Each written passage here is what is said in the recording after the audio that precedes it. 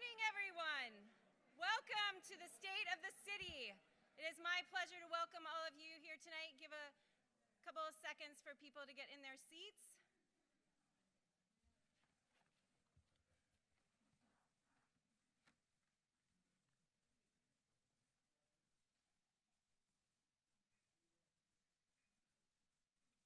All right, good evening, and thank you for joining me tonight. It's a pleasure to see everyone here. And I want to begin by acknowledging members of City Council and other elected officials that may be in the audience. Would you mind just putting the lights up just for a minute? And if you are an elected official, would you mind standing so you can be recognized for your service to the community? Come on, don't be shy.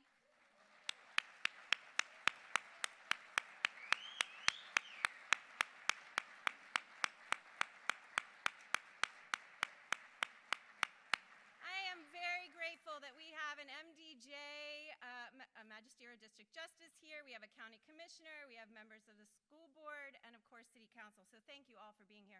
And of course, there's James. He needs no title.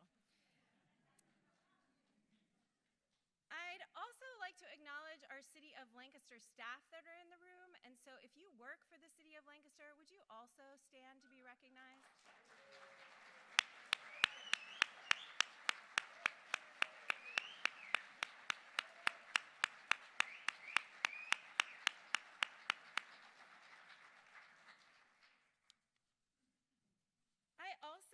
Give a special welcome to the AFSCME members that are here tonight.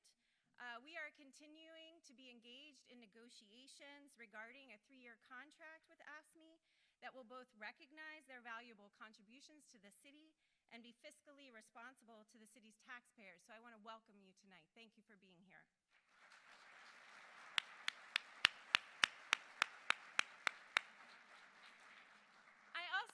Delight of welcoming my in-laws, John and Judy, here.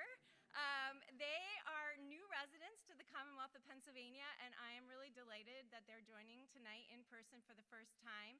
And so thanks, John and Judy. Appreciate you.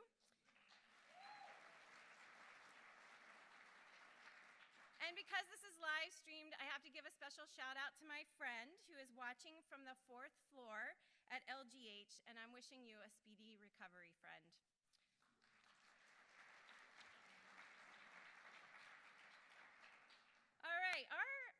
We're going to get started just by revisiting our vision for the city, which is to build a stronger, more equitable Lancaster block by block. I'm going to be returning to this vision throughout tonight's presentation, along with our 4 strategic priorities, which should sound familiar by now. I'm going to start with a very bold claim that I'm sure you all agree with, which is Lancaster is the best.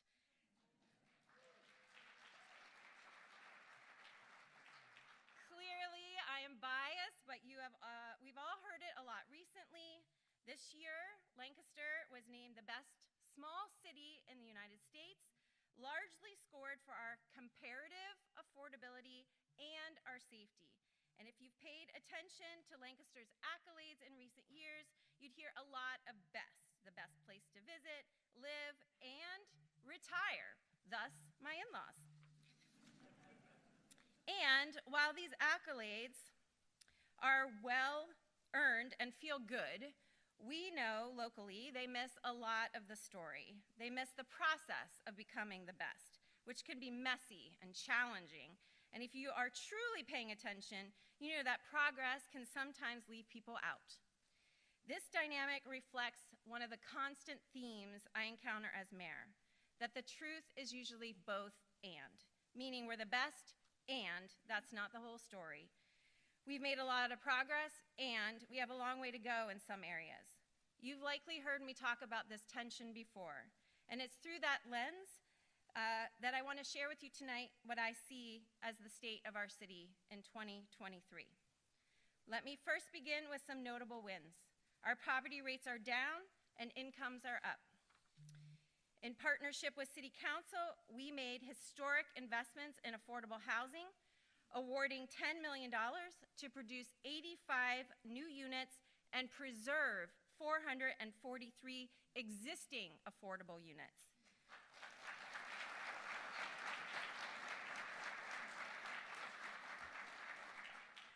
Additionally, there are over 2,500 housing units in the pipeline. This is also tremendous news because more housing helps to relieve market pressure since the demand for housing is so high.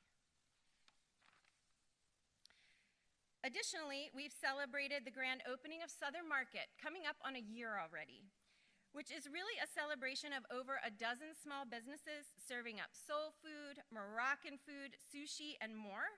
It really embodies the diversity of our city and its people. It's really amazing to see Southern Market packed on Wednesday nights, and if you know, you know.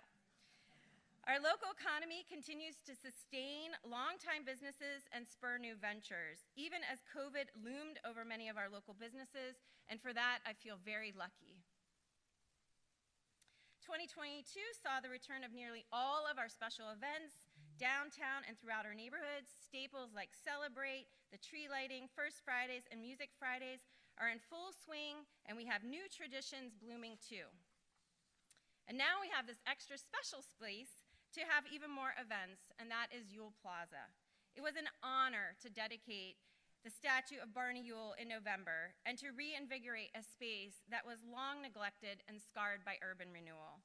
Now the space celebrates the life of an extraordinary Lancastrian who grew up on Green Street in Lancaster City and is known for his Olympic achievements and as a loving family man. The plaza has already served to host some fabulous events like Hispanic Heritage Month Festival and just last weekend, the Lunar New Year. We can shout for Lunar New Year. Hey! Sophie, is that you? I found a red shirt.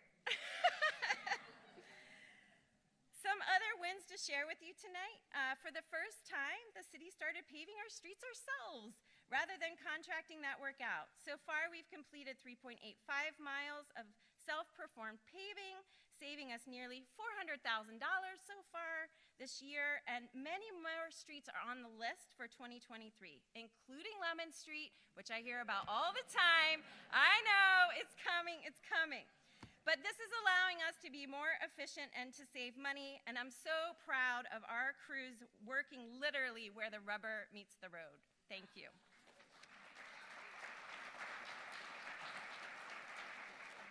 All right, so if we got claps for street paving, we're definitely going to get claps for this.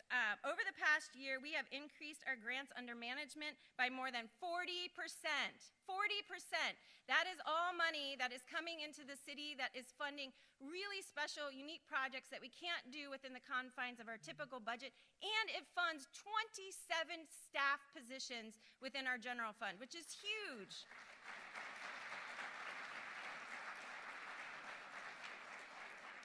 And we've got $62 million outstanding, so fingers crossed. We opened a second new fire station on East King, and we're going to be dedicating that fire station in April, and I hope you all will join me. We have 3 new ordinances that are now on the books protecting Lancaster's families from lead poisoning, and as a lead hazard control program, many members are pictured here and their team, they have continued full steam ahead, completing 54 projects in 2022 with a long waiting list. And if you know a family that needs their home inspected for lead, please, please, please make sure you pick up information outside. We are also recertified as a welcoming city, and we continue to enhance our language access efforts. So these are some of the wins, and I'm really, really proud to share them with you, and I feel so lucky to do that because there's so many people behind these few slides that I've shared with you tonight. But we're also very clear-eyed about the ongoing challenges.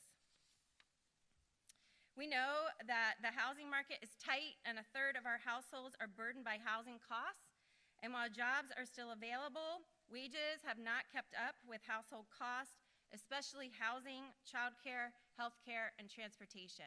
If you all saw the front page above the fold article on LNP about Edna, you know what I'm talking about. Too many of our neighbors have fallen through the cracks, and we're facing inadequate shelter space for the need. And though we have significantly less gun violence than literally every other city around us, every time I get an email from Chief Mendez about officers confiscating more illegal guns, It reminds me that we are awash in illegal guns. It's particularly heartbreaking when I think about the 15 and 16-year-olds that are getting picked up because they are carrying these weapons around and using them in our city. It's heartbreaking and infuriating, quite honestly. Since I took office, our police bureau has confiscated nearly 500 illegal guns. Too many families know that heartbreak of losing someone, and I'm certainly proud to continue to join the chorus of voices calling on our elected leaders in Harrisburg and Washington to stem the tide of illegal guns in our country.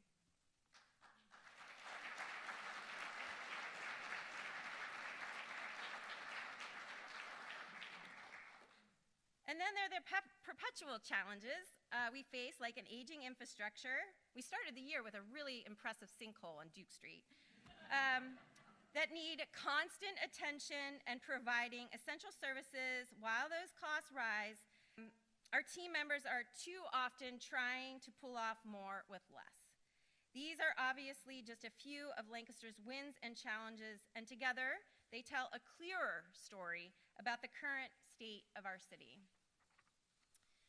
So for the next part of our conversation, I'm going to invite 4 leaders to the stage to join me for a little Q&A. We're changing things up a little bit.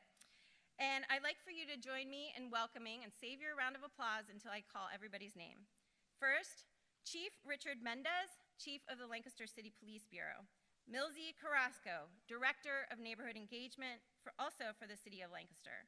Jamie Arroyo, City Councilor, and Robin Goodson, President of the School District of Lancaster School Board. Won't you please join me on stage?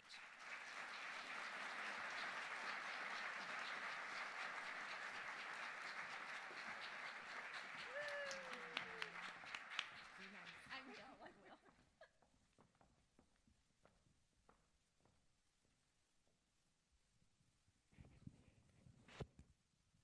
Okay, isn't this great, you guys? This fabulous group of people. So we're going to start with a conversation about something that's literally on the minds of so many mayors across America. But before we get to that, I want to just start with a question to Chief Mendez, which is, you're the first Hispanic chief of police. You grew up in the city on South Queen Street, and you're now leading a bureau you've been serving for over 20 years. How's it going so far, Chief? It's going great, actually. So coming up in the department, and not just, the department I worked at, but, a city I grew up in, was great. We have a great department. They, when I was promoted back in July, I believe it was, it feels like about 6 years ago, but it's only been July.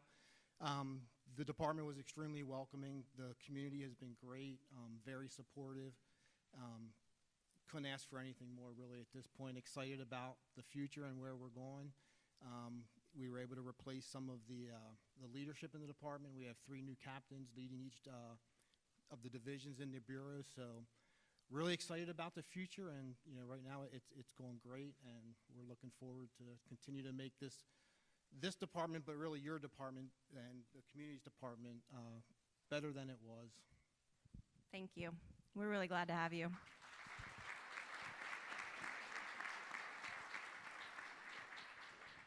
So as I was saying, Chief Mendez and every mayor in America have one thing that's on their mind a lot, and that is recruiting new police officers. Can you talk a little bit about our need in Lancaster and who you are looking for to be a police officer in our bureau? So currently, right now, we're down over 20 officers, and that's growing a lot. So we have a lot of retirements. We're coming up in the late 90s, early 2000s. There was a ton of police being hired with the community policing grants, and they're now eligible to retire. And we're down over 20. We're actively recruiting. We're doing our own testing. We recently sent a core group of officers to be certified to run our own test. We had, for the first time in I don't know how long, we were testing at Stevens Tech in the city again, so that was great. But it really, as far as who we're looking for, Lancaster hires the best of the best. And, you know, I know you mentioned it earlier, but we are the best. You look at the cities around us, they look to us and they want to be like us. So we're really excited about that. We want the best recruits. We understand, you know, it's a long process to get to that, but, you know, ultimately the best candidates, we would love to have candidates that represent the community. So if anyone's out there watching, you know someone who, you know, is interested, young adult, and, you know, steer them towards us. We'll take them. We're looking to recruit the best, and, you know, we would love that to reflect our community. Thanks, Chief. So don't forget that, thinking about who you know, and you'll be reminded of that again at the end of today, because we really need your help in recruiting the future of our bureau. So thanks, Chief. All right, Milsey Carrasco, you're up. Hello. So, We're good? you know, we've done a lot over the last 4 years, really prioritizing our neighborhoods. And as the director of the office, the Department of Neighborhood Engagement, tell me about some of the things that are coming up in your department in 2023 that you're particularly looking forward to. Thank you, Mayor, and thank you everyone for the opportunity to be here tonight to share some of the work that we're planning for in 2023. For some of you that don't know, the Department of Neighborhood Engagement purpose is really to connect neighbors to city government, to project managers, to departments, and increasing access and equity. What I'm really excited about is this month we launched our second round of J.P. McCaskey Neighborhood Leaders Academy. We have 21 kids in the program, and the program's really dedicated to Government 101, learning about City of Lancaster operations, identifying issues in the community, and coming up with solutions within the cohort of students that we're working with.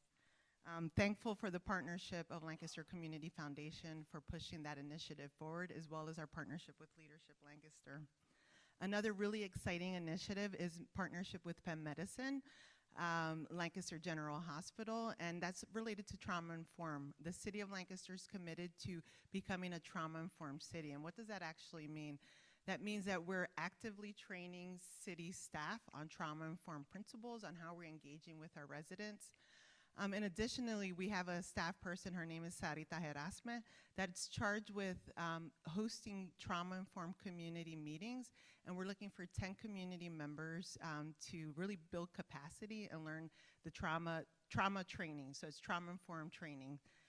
So we're really excited about that program. In addition to increasing access and equity and connection with our residents, we launched a video remote interpretation platform for the city. So right now, all city staff have access to video remote interpretation on their phones, as well as on their desktops. And what does that mean? We're improving customer service on how we're servicing our constituencies. And finally, Mayor, today we launched Fix It Lancaster. Fix It Lancaster. Okay, who's got it on your phone? Raise your hand. All right, we're going to get all of you to get Fix It on your phone, because you're going to help us solve a lot of problems in the city and make sure that your city government knows that there's a problem so that we can fix it. Okay, Yes. tell us a little bit more. Please download the app today. What's it going to do, Mills? Yes, so Fix It is a non-emergency service request. So traditionally in the past, you would call into City Hall and it might end up on a Post-it note. So now we actually have this platform where phone calls can come in. You can download an app. It has GPS. You can take a picture, tag the issue. You can utilize a web-based platform. You can also email. And for folks that aren't technology savvy, we're still taking phone calls at City Hall and entering your information. That information tracks to different bureaus, and it gives us the opportunity at City Hall to track where the neighborhood needs are, our response rate, and ultimately improving customer service to our city constituents. So we're super excited about that this year. Okay, so Fix It. Another reminder coming at the end of our time together tonight is to download this app, know what it is, and help us fix the things that need to be fixed across the city. So thanks, Millsy. All right, next up we have Counselor Jamie Arroyo. Welcome very much.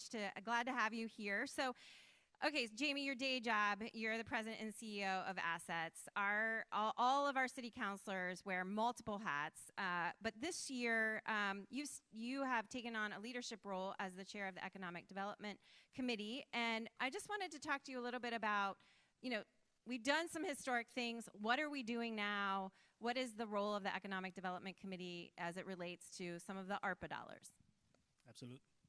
Absolutely, and thank you, Mayor, for having me up here and being able to share with everyone. When we received the American Rescue Plan Act funds, it was a historic investment in our city and really a once-in-a-generation opportunity for the city to receive dollars and really make sure that we stewarded it well. So City Council, through the Economic Development Committee, decided that in order to create a transparent process and make sure that the community really received these dollars in a way that was going to benefit everyone, we would create an opportunity for an RFP around one of the main areas that needed attention, which was affordable housing.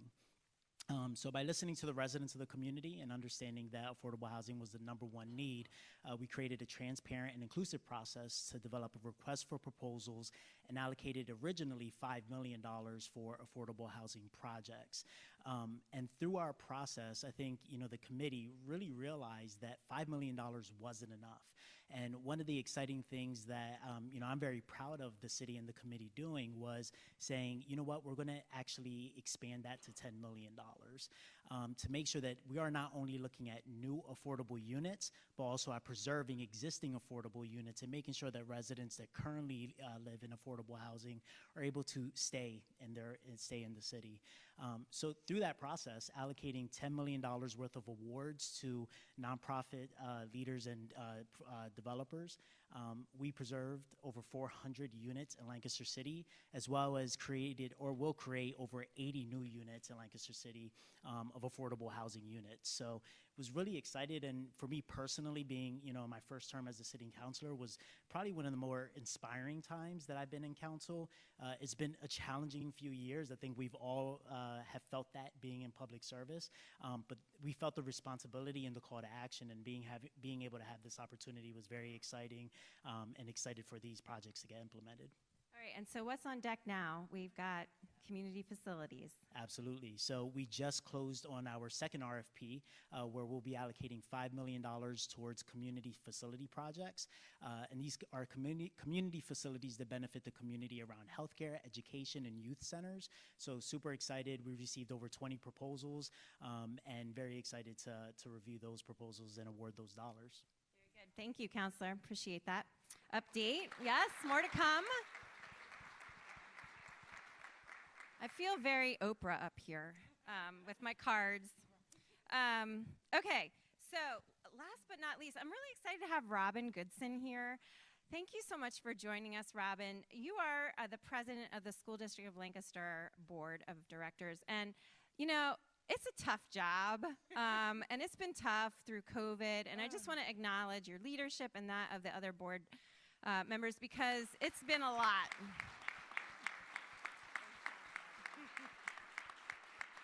And also, I'm a proud Red Tornado parent, and so I'm especially happy that you're here. So, the city and the School District of Lancaster are partnering on this really interesting thing, and it's, to me, an essential need in the city, which is about childcare. And so, Robin, can you just say a little bit about this childcare gap analysis that we've embarked on, and kind of what drove the district to partner with us, because this is not our area. Sure. So can you just talk a little bit about that? Absolutely. So first of all, I would like to thank you for partnering with us, because we can't do this alone.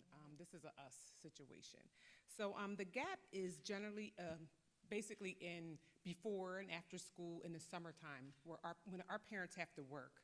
So like most everyone, but so it's a situation they're being put in, not, they're kind of inheriting this situation, but it's where we've looked deep, took a deep dive and seen we definitely need this, but we don't have the resources, and we don't know like the availability of people to help them. The reasoning for two of our largest reasoning is absenteeism. We're finding that people they just have to leave their children alone, or they have to be to work at 8 or 6 or what have you, and the bus comes at 8, so, of course your child is not going to get on the bus at 8 by themselves. And then in the summertime, we have a thing called the learning slide, and then they're just sitting in front of the tube and, just losing everything that they've learned for 9 months. And so that was our drive, is to bridge that gap, and then for you all to come alongside of us was definitely an honor and a privilege. And then also just expanding childcare for better helping our single parents. That has been a bigger ordeal for us, because we have a lot of parents that are single parents in the home, and then that gives us an opportunity to actually so into them, because we have the American Rescue Plan dollars that we need to put somewhere, and that came from COVID-19 and that. And also, we just want to start the conversation with our families, because perhaps we're not navigating them through what all the options there is out there. Thank you, Robin. And so this funding is actually coming from the school district. Correct. And the city is project managing this essentially to really accomplish all the goals you mentioned, and then also be able to help our employers here in the city and across the county tap into a labor pool that is wanting to work but cannot figure out how to knit it all together. So that's really what we're doing together. So I'm really grateful. Thank you. I was remiss to say that this is a us problem, because workforce. Yes, we are all looking to hire people, and the school district in particular. How many vacancies do you have? Too many. Too many, yeah. We have one big vacancy, our superintendent. Yes, I know. Superintendent search is definitely underway, so, yes. And good luck with that. Thank you. Thank you for joining. Appreciate Okay, so this is probably the hardest question, not because the question is hard, but because you have to only give one word. A word or a phrase. Okay, all right. A phrase, a word or a phrase. And what do we think of phrases? 3 words, 4 words? What? 4. Okay, 3 or 4 words. All right, Millsy, you go first. All right, Hello? here's the question. What's one word or phrase that describes your hopes for Lancaster in 2023? An engaged community. Very good. Robin? Mine's is transformation. Transformation. I saw Marshall in the audience, so don't yell at me for stealing this, but building on strength. Building on strength. All right. Chief? All right, so I thought we had to give a phrase or word and then give an answer, so I'll make it real quick. But I can't Okay. just give my word. So my word was determined or determination. And the reason I chose that word, as I gave it a lot of thought, was, as leaders of bureaus and organizations, we're determined to lead the city and our organization to the best of our ability and do what's best for the city. As a police department, we're determined to, provide a safe community for our residents and visitors. And, most importantly, we're determined to live in a community where our children aren't growing up with violence and experience traumatic, violent events. And, we're going to remain committed to that determination and providing that. All right, let's give that guy a round of applause.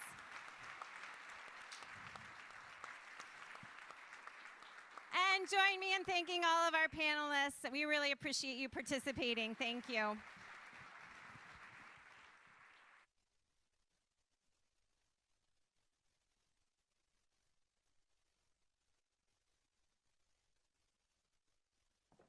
I forgot to advance the slide. That was what was supposed to be behind us, but okay.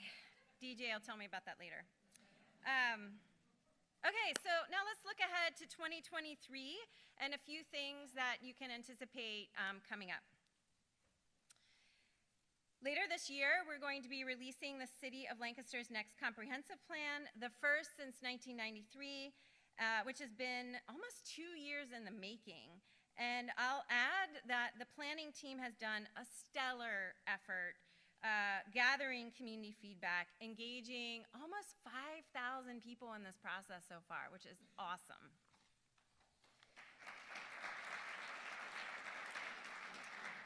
As Councilor Arroyo mentioned, we'll be announcing $5 million in ARPA funding awards for our community facilities in March. And of course, we've got Fix It that we're going to be that's launching today. With the retirement of said Patrick Opkins this June, we will be hiring a new Director of Administrative Services this year. And while he'll still consult with the city, his retirement marks the end of a long and triumphant career steering Lancaster's finances. This post is on our jobs page at the City of Lancaster, PA.gov, and I would please welcome you to share this with anybody that you think would be a good fit. We've also just gotten a $4 million grant from the Pennsylvania Commission on Crime and Delinquency for our police bureau to put to work supporting officer retention and wellness. And we'll be embarking on a new parks master plan with a special focus on Conestoga Pines, Reservoir Park, Joe Jackson Tot Lot, and lots of other little smaller pocket parks throughout, particularly the south of the city. And in addition to, and with the addition of Lemon Street and others, we're adding key pieces to our bike infrastructure across the city, and we're pushing forward with our Vision Zero action plan. And I just want to tell you what all those little dots are on the screen on the left. Those are high crash intersections, and we're focusing on those like a laser. Very excited to be thinking and planning for how we can address those intersections, particularly those in which a lot of our kiddos are using to get to and from school. Our new urban forester, Cody, you might have met him outside, is leading the charge to protect and expand our tree canopy in the city as part of the Trees for People initiative. This is also grant funded to the tune of $500,000. And we will be updating all of you on some really good progress related to our climate action plan in April as we celebrate Earth Day. Okay, so there's a lot of good things on the horizon, and we know that the challenges are all part of the story. So for Lancaster to continue its path to be the best, we need a sound government, of course. One challenge that we've been working to tackle for years is the city's structural deficit.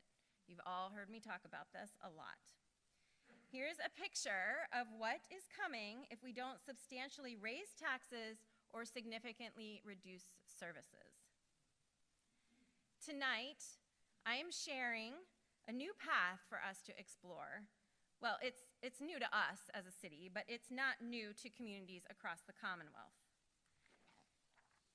In fact, there are 26 cities and 7 counties, plus 56 other municipalities that have chosen this path over the last 50 years that it's been available.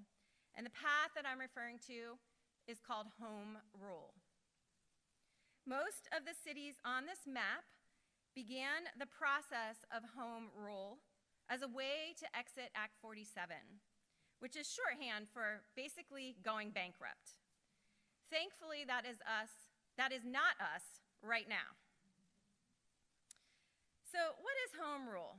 Home Rule is the authority to act is transferred from state law to a local charter. Voters approve establishing a Home Rule study commission, and then those commissioners that are selected study for about 18 months, and they explore alternatives. They do a pro and con analysis to our current form of government and what a Home Rule charter could mean, and they decide if they're going to recommend a change. And then they bring that change to the voters in the form of a referendum. We are going to embark on this journey together beginning on February the 1st at 6 p.m. City Council will begin to have dialogue with folks from the Department of Community and Economic Development to initiate a study process. So why am I suggesting Home Rule? let me rewind to just a few short weeks ago.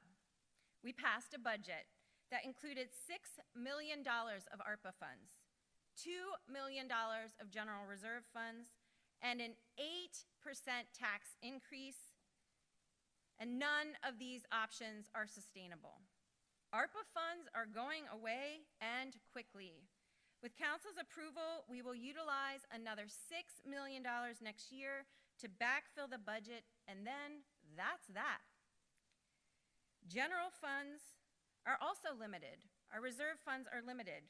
As you saw in the earlier slide, if we hold the line on current staffing, our current tax rate, and fulfill our existing collective bargaining agreements, we'll be $8.7 million in debt in 2026.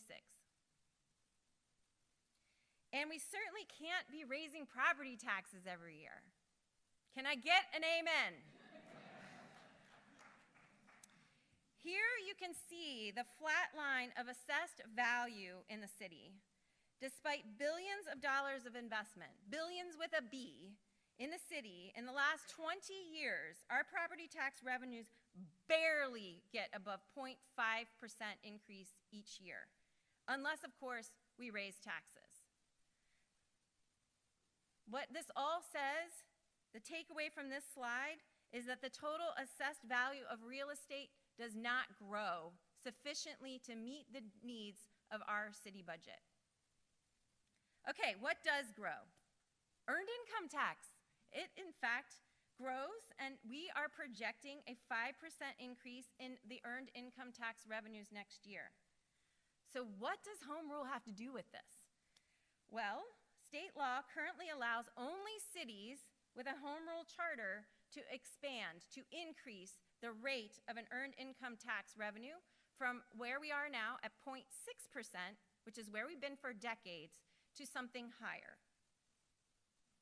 So I am keenly aware that what I'm proposing is a way to increase your taxes. Okay, I get it. As the Hourglass Foundation put it, it's the best of a lousy set of options. However, earned income tax is a more progressive tax.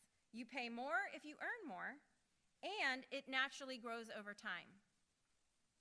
The absolute better solution is for the legislature to update the 1965 tax enabling law to the 21st century.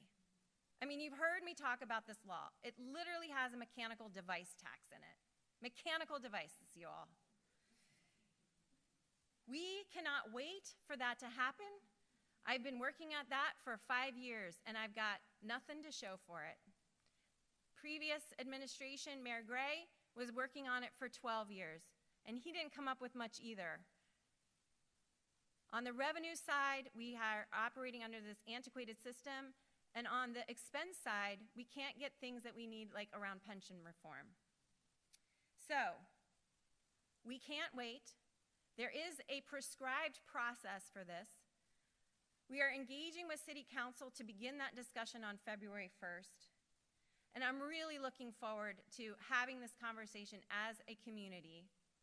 To begin something that I want to underscore is a study, a process to study whether or not this makes sense for us. And that is the key question that your City Council will take up beginning next Wednesday at 6 o'clock.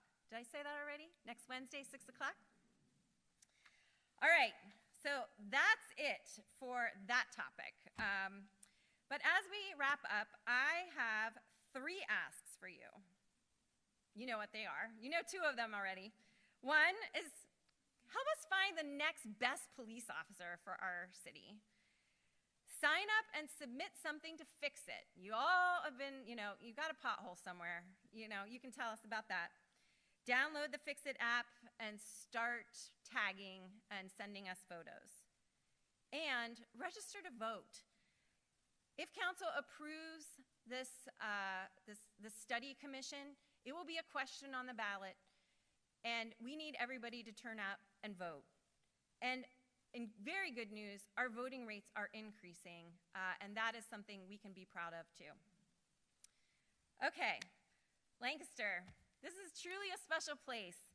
And I am determined for us to continue on our path of being the best. And you all are a big part of that. I'm grateful for our numerous partners, our engaged neighbors, our passionate local leaders. I want to thank the dedicated public servants, the nearly 600 city employees, city council members, and other elected leaders, to the city's executive leadership team, to my family and all of my neighbors. It's really an honor to be your mayor. Thanks for being here tonight.